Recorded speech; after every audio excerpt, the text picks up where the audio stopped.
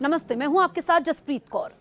US deadline समाप्त होने के बाद अगर अमेरिका नागरिक बुनियादी ढांचे यानी कि सिविलियन इंफ्रास्ट्रक्चर पर हमले शुरू करता है तो ईरान की जवाबी कार्रवाई केवल बचाव तक सीमित नहीं रहेगी। ईरान का अंतिम दांव क्या होगा ये मैं आपको इस वीडियो में बताऊंगी। और देखिए, ईरान ये चाहेगा कि वो अमेरिका को हरा दे, लेकिन वो ये भी चाहेगा कि वो अमेरिका की जीत को इतना कड़वा बना दे कि पूरी दुनिया की अर्थव्यवस्था उसकी बलि चढ़ जाए।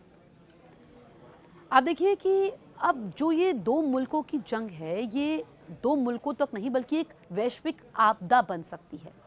यहाँ ईरान के संभावित जवाबी कदम क्या हो सकते हैं ये मैं आपको इस वीडियो में एक एक करके बताऊंगी। वैश्विक अर्थव्यवस्था पर प्रहार।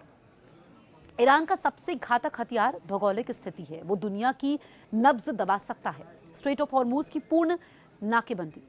ईरान न केवल धमकियां नहीं दी है बल्कि स्मार्ट माइन्स और जीपीएस जैमिंग के जरिए इस रास्ते को किल जोन बना दिया है। यदि एक भी टैंकर डूबता है तो वैश्विक तेल की कीमतें $200 प्रति बैरल पार कर सकती हैं। Digital blackout. लाल सागर और फारस की खाड़ी के नीचे से गुजरने वाली फाइबर ऑप्टिकल केबल्स ईरान की निशाने पर हैं। अगर ये केबल्स काटी गई तो एशिया और यूरोप के बीच इंटरनेट, बैंकिंग और डेटा ट्रांसफर ठप हो जाएगा। ये एक डिजिटल कयामत जैसी स्थिति होगी। क्षेत्रीय बुनियादी ढांचे का विनाश। ईरान का सिद्धांत है, अगर हम तेल नहीं बेचेंगे तो कोई नहीं बेचेगा। वाटर और पावर प्लांट्स पर हमला। यूएई, सऊदी अरब और कतर के डिसैलिनेशन यानी कि प्लांट्स ईरान की मिसाइलों के सॉफ्ट टारगेट हैं। इन पर हमले का मतलब यह है कि खाड़ी के शहरों में 48 घंटे के भीतर पीने के पानी का अकाल पड़ जाएगा। अंडरग्राउंड मिसाइल सिटीज की अगर हम बात करें तो देखिए, ईरान के पास सैकड़ों मिसाइल शहर हैं जो पहाड़ों के अंदर गहरे दबे हैं। ये अमेरिकी बमबारी के बावजूद लगातार मिसाइल दागने की क्षमता रखते हैं। साइबर युद्ध की अगर हम बात करें तो ईरान की साइबर इकाइयां जैसे हानलाला ग्रुप पहले से ही काफ़ी एक्टिव हैं। अमेरिकी इंफ्रास्ट्रक्चर पर हमला।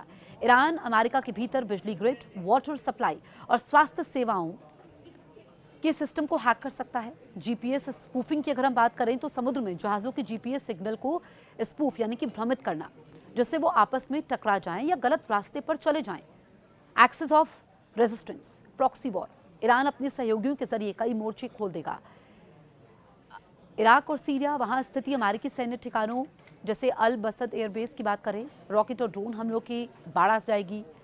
हूती विद्रोही लाल सागर में डबल चेक पॉइंट बना देंगे, जिससे दुनिया का व्यापारिक मार्ग पूरी तरीके से बंद हो जाएगा। इजराइल के उत्तरी मोर्चे पर हजारों मिसाइलें दागकर अमेरिकी एयर डिफेंस सिस्टम को व्यस्त रखना। कूटनीतिक विभाजन। ईरान, चीन, रूस और पाकिस्तान के जहाज़ों को सुरक्षित रास्ता देने का दांव खेल सकता है।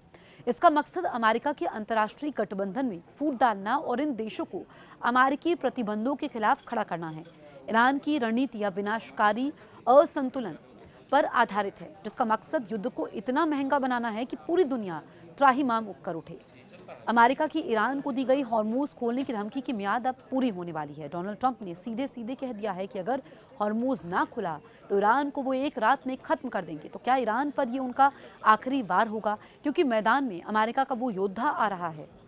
और देखिए, इस वक्त पश्चिम एशिया में जो कोहराम मचा हुआ है, इस पर पूरी दुनिया टकटकी लगाए देख रही है। डोनाल्ड ट्रंप ने ईरान के सामने स्ट्रेट ऑफ हॉर्मूज को खोलने के लिए जो मियाद रखी थी वो मंगलवार को यानी कि आज अमेरिकी समय के मुताबिक रात 8 बजे खत्म हो रही है। ट्रंप ने साफ चेतावनी दे दी है कि अगर ईरान समझौता नहीं करता तो पूरा देश एक रात में तबाह हो सकता है। अब ईरान इस पर क्या क्या कर सकता है ये मैंने आपको बताया, लेकिन अमेरिका ने क्या रणनीति बनाई है ये भी हम आपको बता रहे हैं। डोनाल्ड ट्रंप की इस हाहाकारी धमकी के बाद ईरान का भविष्य इसी एक रात पर टिका हुआ है। इसके लिए अमेरिका तैयारी भी सॉलिड कर रहा है। हालांकि ईरान की किसी भी रिएक्शन से नहीं लग रहा है कि वो अपने पाँव खींचने वाला है।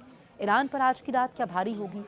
बहुत सारे सवाल इसको लेकर के उठ रहे हैं, लेकिन अब क्या होगा ये आज की रात के बाद साफ होगा। आप इस बारे में क्या सोचते हैं हमें कमेंट करें, और अगर अभी तक आपने हमारे YouTube चैनल को सब्सक्राइब नहीं किया है तुरंत सब्सक्राइब करें।